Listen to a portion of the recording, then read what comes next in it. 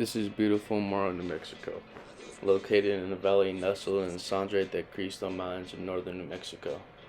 This is where my mom spent her entire childhood, a small discourse community of mostly Spanish-speaking Hispano families dating back to the 1800s.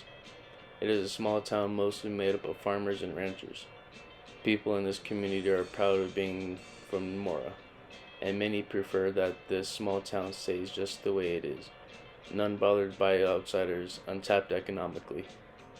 Generations of families have lived here their whole entire lives, and it will probably stay that way forever.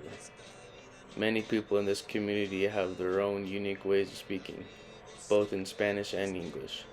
The dialect of their Spanish is a mixture of Old Spanish with a blend of unique Norteño Spanish, only found in these parts of the state. Often their Spanish is mixed with English to more form of a Spanglish dialect, which happens so naturally that everyone except outsiders seem to understand each other sayings perfectly. My mother often uses phrases in English and Spanish that I only hear from her and others in Mora.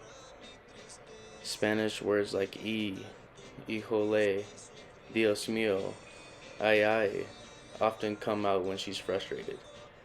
English words pronounced sandwich instead of sandwich, going down instead of going to town, and landed up instead of ended up are understood by others in the community, but may puzzle or cause giggles by anyone else who wasn't familiar with the dialect.